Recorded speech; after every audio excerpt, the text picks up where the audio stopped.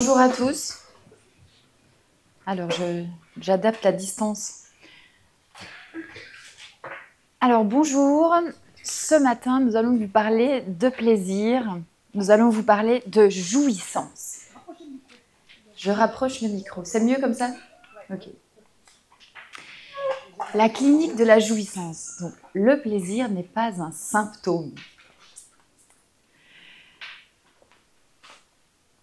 La sexualité n'est pas rare. Vous avez 100 millions de rapports sexuels par jour dans le monde. Ça fait 1157 par seconde. Et j'aimerais qu'on puisse prendre un moment pour nous questionner. Que ressent-on lorsqu'on fait l'amour? Que ressent-on lors d'un rapport sexuel?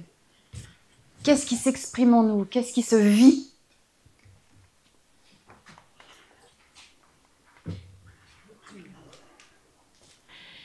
Et puis aussi, qu'est-ce qui nous motive à avoir un rapport sexuel?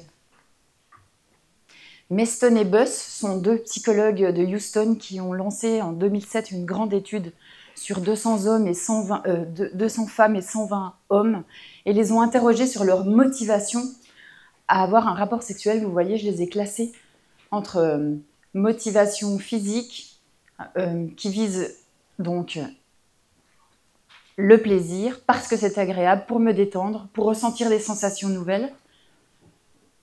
Aussi qui vise le statut social pour obtenir quelque chose, pour montrer que je peux séduire, éventuellement la reproduction pour faire un enfant, pour me sentir plus proche, donc par amour, pour me sentir plus proche de celui que j'aime, pour montrer mon amour, renforcer notre lien, et aussi pour être validée, par exemple pour me sentir homme, femme, pour me sentir désirée, pour éviter qu'il s'en aille, qu'il me laisse, et pour prouver que je peux plaire.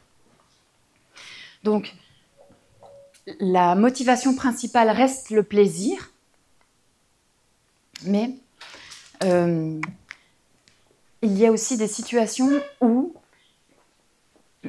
le consentement est désiré, être consentant ou désiré, c'est pas tout à fait pareil. On peut être motivé d'avoir un rapport sexuel sans forcément le désirer.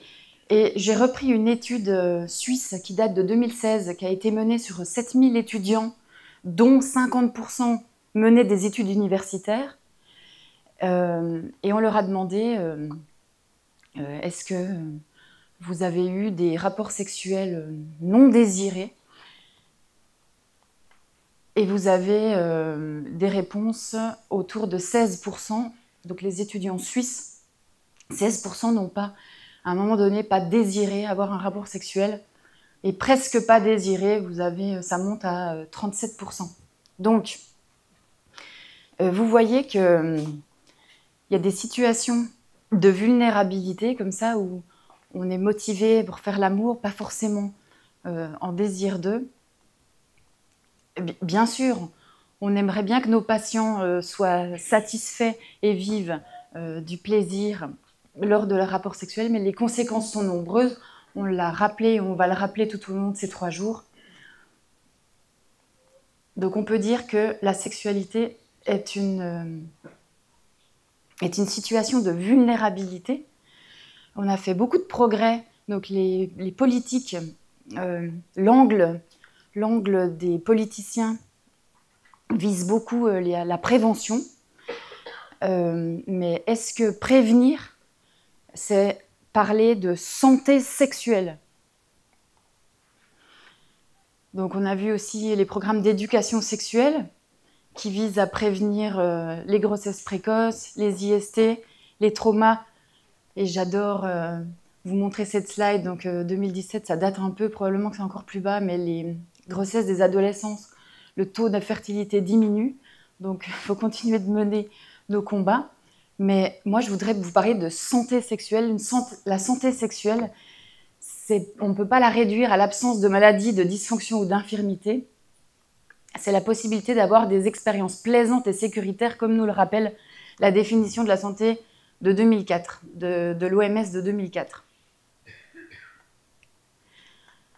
Donc moi, j'aimerais bien que dans nos programmes d'éducation sexuelle, on parle un peu plus de plaisir.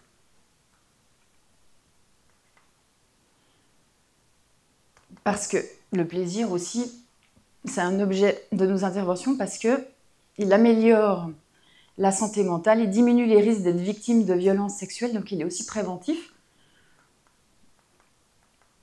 Il y a une diminution des comportements à risque, l'adoption de comportements de santé, une estime de soi et bien-être sexuel et dyadique accrue qui a été mise en avant dans ces études.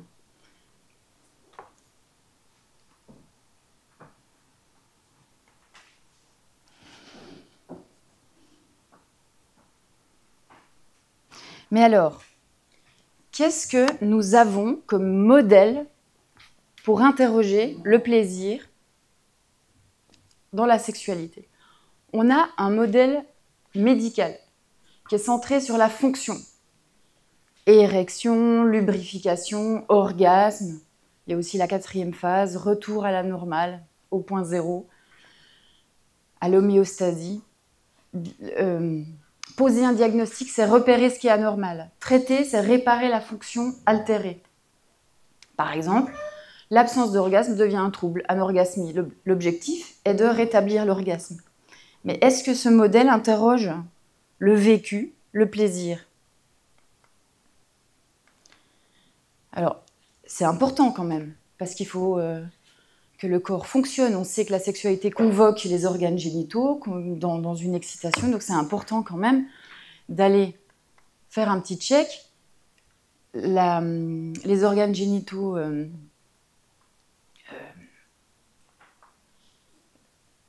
comportent des vaisseaux, des nerfs, et c'est important d'aller checker qu'il n'y ait pas de dysfonction à ce sujet pour pouvoir mener une sexualité dans le plaisir. Et même, j'ai envie de dire, même quand il y a des symptômes, qu'est-ce qu'on peut encore vivre dans sa sexualité?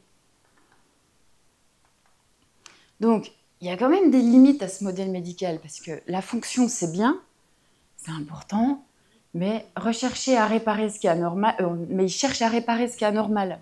Donc en fait, déjà, il pose la question de la normalité. Donc quand on cherche à réparer, ça veut dire je suis dysfonctionnel, je suis anormal.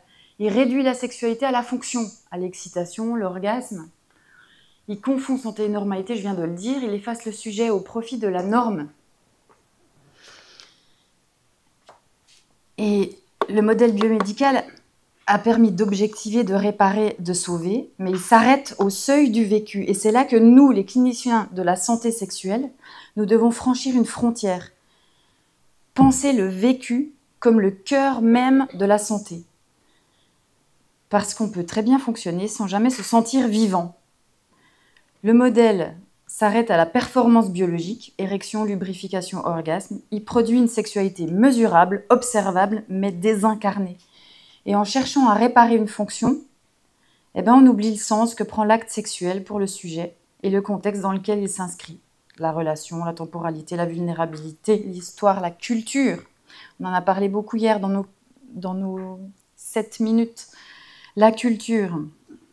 L'expérience devient décontextualisée, abstraite, voire mécaniquement répétée. On est dans de la mécanique et plus dans le vécu. Donc le modèle biomédical confond la santé sexuelle et conformité à une norme. Donc ne pas avoir d'orgasme, désirer autrement, ne pas désirer, devient suspect ou pathologique. C'est la normativité dénoncée par Canguilhem, si vous connaissez. Et puis ça nous amène à réparer, madame, je diagnostique, vous n'arrivez pas à avoir d'orgasme, code de SIM 10, SIM 11, tel et tel. Ça nous amène à l'injonction à l'orgasme. Pour être normal, il faut avoir un orgasme. Donc, ces injonctions ont des conséquences cliniques. L'anxiété de performance, peur de l'échec, diminution de l'excitation, parce que vous savez que si on a un stress, le stress va venir stimuler le système sympathique et c'est compliqué de maintenir une érection. Le système sympathique rentre en concurrence avec le système parasympathique et on développe aussi des symptômes, des pertes d'érection, des difficultés à atteindre l'orgasme. On évite les rapports sexuels parce que j'y arrive pas, je suis pas tout à fait normale, donc je ne me risque plus à l'expérience sexuelle. Et puis il y a aussi la simulation. Donc si pour être normale il faut un orgasme, alors pour faire plaisir à mon partenaire, je vais simuler. Bon, c'est bien aussi, hein. C'est pas que ça peut augmenter l'excitation, etc., etc. Alors, je vais prendre, pour illustrer ce que je dis, le cas clinique de Claire. Donc Claire, 38 ans, mariée, 2 enfants, consulte pour anorgasmisme secondaire. Elle décrit une baisse du plaisir depuis 2 ans. Alors qu'elle fonctionne normalement, lui dit son gynécologue. Son gynécologue l'a examinée, lui a prescrit un traitement hormonal local, puis un sexologue l'a orientée vers des exercices de simulation. Oui, il existe des sextoys, vous connaissez le womanizer, elle va essayer de vous stimuler avec ça, peut-être que les orgasmes reviendront. C'est un sextoy qui vient stimuler le clitoris pour ceux qui ne connaissent pas. Des exercices de respiration, elle dit avoir tout essayé sans amélioration. Donc, le discours du corps médical, tout va bien sur le plan physiologique, les hormones sont correctes, la lubrification est suffisante, les rapports sexuels sont possibles. C'est peut-être dans votre tête. Et comment vit Claire? Que vit Claire? Eh bien, je fais ce qu'on me dit, mais je me sens de plus en plus loin de moi-même. Je me sens coupable de ne pas réussir à atteindre l'orgasme alors que tout fonctionne. Et je me demande si je ne suis pas défectueuse. Donc, le modèle biomédical a réduit son trouble à une fonction défaillante, absence d'orgasme, et a proposé des solutions techniques, des hormones, mécaniques, comportementales. Mais ce modèle biomédical a tendance à s'arrêter à la fonction, et puis il nous faudrait un autre modèle pour aller tenir compte du sujet, du vécu, son contexte relationnel. Elle est peut-être fatiguée, distance émotionnelle, il faut qu'on questionne le rapport à son corps, la perte d'image de soi et le sens de la sexualité dans la vie de Claire. Tout ça, c'est important. Donc le corps devient un organe à réparer, je l'ai dit.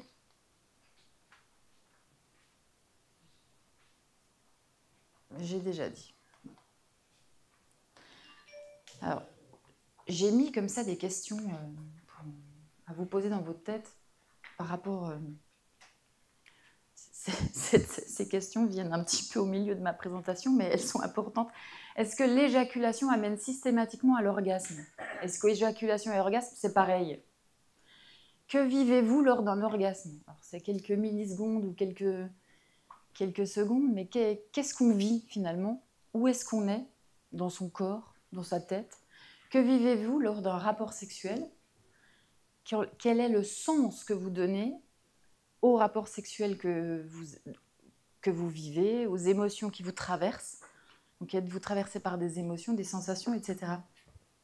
Et c'est ces questions qu'on aimerait interroger. Moi, ça fait 1 année que je travaille avec un nouveau modèle qu'on est en train de co-créer avec Brice Gouvernet, qui va vous parler après moi. Donc, le modèle de jouissance qui... Vous voyez là sur cette photo, c'est un monsieur qui a un grand feu devant lui. Qu'est-ce qu'il désire quelque chose? Qu'est-ce qu'il désire? Qu'est-ce qu'il va faire de ce désir? Puis le désir de quoi? Et il est motivé par quoi? Et puis là, c'est une autre photo qui représente une sculpture. En fait, j'ai essayé de mettre en image le vécu. Qu'est-ce qu'on peut vivre dans une sexualité? On voit qu'il y a 2 personnes. Il y en a une un peu plus bestiale, l'autre un peu plus érotique. Un homme, une femme, je ne sais pas, un animal, une femme. Et puis là, ensemble, ils vivent quelque chose de chouette. Alors, il ne faut pas oublier jusqu'aux organes génitaux, parce que la sexualité, convoque les organes génitaux aussi, mais pas que. Et puis, l'expérience vécue va peut-être nous amener à avoir le désir de recommencer ou de renouveler l'expérience autrement. Donc, ce qu'on vit alimente aussi le désir, dans l'autre sens. Et puis, ce modèle tient compte des contextes. dans quel contexte, quelle culture vit-on notre sexualité? Et je crois qu'il ne faut pas l'oublier parce qu'elle nous influence beaucoup. Moi, j'ai des patients qui me disent mais avec l'éducation que j'ai reçue, si je désire, je suis une femme sale. Parce que c'est l'homme qui doit désirer. Et si c'est moi qui commence à désirer, donc je me bloque quand j'ai des pensées, des fantasmes, je m'empêche de désirer, sinon je suis sale. C'est comme ça que je l'ai appris, comme ça que j'ai été éduquée.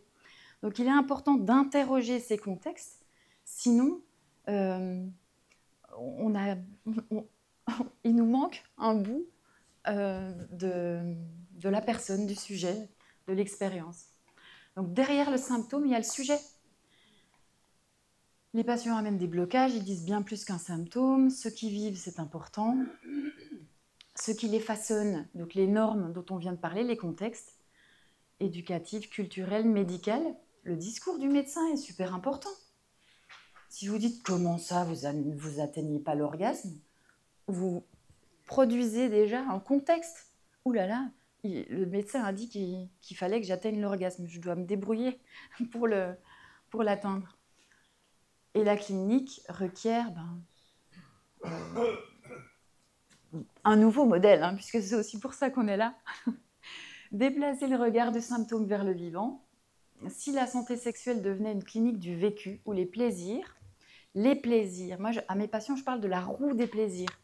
Il y a les plaisirs en présence pendant l'acte, il y a le plaisir après coup, qu'on appelle la satisfaction, puis il y a le plaisir paroxystique au plus haut point qu'on appelle l'orgasme. Donc la roue des plaisirs, est-ce qu'on a besoin de vivre tous les plaisirs en un seul rapport sexuel? Est-ce que si on n'arrive pas à l'orgasme, on peut compenser par d'autres plaisirs, etc., etc. Donc c'est les plaisirs, le désir, le sens qu'on y met, la légitimité, se sentir légitime dans mes contextes, de vivre mon expérience sexuelle, c'est des dimensions essentielles de la santé. Combien me reste-t-il de temps? 2-3 minutes max. Ok. Donc voilà comment je le présente. J'écoute le patient qui amène une problématique. Je me lève et au tableau, je dessine la roue des plaisirs, le désir et les contextes. Et puis, je dis voilà, c'est dans ce cadre-là que j'aimerais réfléchir à ce qui vous amène. Et évidemment, tout est récursif. Si je vis beaucoup de plaisir, est-ce que ça alimente mon désir? Si je commence à vivre du plaisir et à me sentir mieux dans mon corps, comment ça va influencer mon regard sur les normes, sur les contextes, etc., etc. Je vous laisse. Donc les symptômes sont des perturbations de l'expérience. Vous voyez? Je vais leur dire voilà, ce qui vous amène une dysfonction érectile, comment elle influence les trois niveaux. Ah, mais vous savez, ne pas avoir d'érection, c'est ne pas être un homme. Ah bon, qui l'a dit? Comment vous l'avez appris? D'où ça vient? Et puis, etc., etc. Donc j'ai bientôt fini. Le modèle de jouissance, il ne s'oppose pas au modèle biomédical. C'est important la fonction, mais il le prolonge jusqu'à la dimension du vécu. Il intègre dans l'anamnèse le corps, le contexte, le sens, ce qui est ressenti, situé et signifiant. Il considère la jouissance comme une transformation entre le sujet et ses sexualités. Je mets au pluriel parce que, à mon avis, on en vit plusieurs. Et c'est pas comme une performance. Donc on passe de la médecine de la réparation à une clinique de l'autorisation à éprouver. On redonne aux patients la légitimité d'être vivant, moi j'aime bien dire vivant, c'est traversé par plein de choses dans son expérience sexuelle. Et puis j'aime bien travailler avec des cartes aussi qui ont été créées avec l'intelligence artificielle. Je pose certaines cartes pour interroger les vécus, parce que souvent les patients ils disent je ne sais pas ce que je vis. Donc en proposant des cartes comme ça, on va les amener à parler de leur désir, de leur plaisir, de leur satisfaction. Ah cette carte-là ne me parle pas du tout, quelle horreur, elle me fait peur, etc. Donc c'est des cartes qui amènent du langage en clinique. Ah oui, je prends ces 2 minutes, c'est important. Donc, je vous ai mis quelques petites phrases de mes patients. Une fois que je leur présente le modèle, je les reçois à nouveau. Et puis, il y a des jolies phrases comme « Elle a plus une sexualité à piston-force, Alors que chez moi, c'est léger comme une plume. Ma motivation, c'est clairement que mon mari ne me trompe pas. Je m'en rends compte, c'est horrible en fait. Je fais l'amour pour garder mon partenaire. Enfin, c'est triste. Quand j'avais du désir, j'étais sur un nuage au plaisir maximum. C'était tout naturel. Quand j'ai du désir, je suis portée. Je n'ai jamais réfléchi. En fait, je ne suis pas présente vraiment pendant l'acte. C'est mon désir qui me guide et ma volonté n'est pas d'accord. Des fois, le désir nous amène à faire des choses que nous ne sommes pas forcément en volonté. J'ai peur de l'insatisfaire, donc je cours. J'ai peur d'aller dans la bulle orgasme. Je ne suis pas un gros pervers profiteur, je la respecte.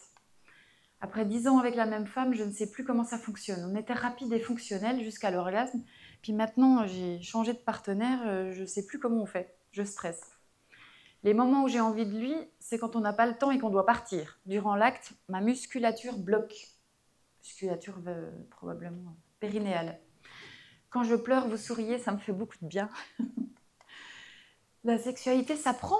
Mais alors, je suis une illettrée du sexe. J'ai tout à apprendre. Comment lâcher prise? J'ai l'impression de protéger une petite boîte en moi. Me montrer nue me gêne. Je ne reconnaîtrai même pas le pénis de mon mari parce que je fais l'amour dans le noir.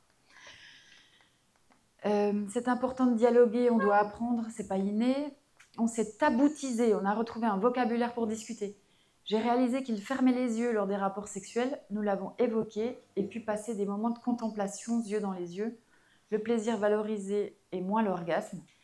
Dans ce projet d'enfant, c'était des éjaculations chiantes, parce qu'il y a des orgasmes chiants. Et je viens de passer, enfin chiant, c'est-à-dire obligatoire, etc. Donc même l'orgasme a des intensités différentes. Et je viens de passer d'un projet d'enfant à un projet d'amusement. La thérapie m'a appris à prendre mon temps, car je me laissais submerger par son désir sexuel. Elle me saute dessus littéralement, vous savez.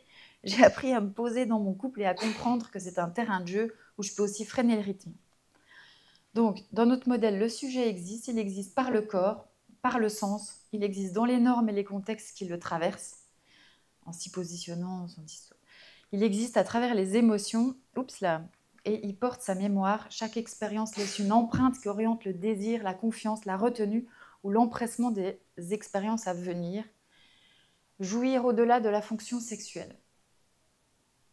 C'est ma conclusion. Et c'est pour introduire le prochain Brice Gouvernet et sa présentation.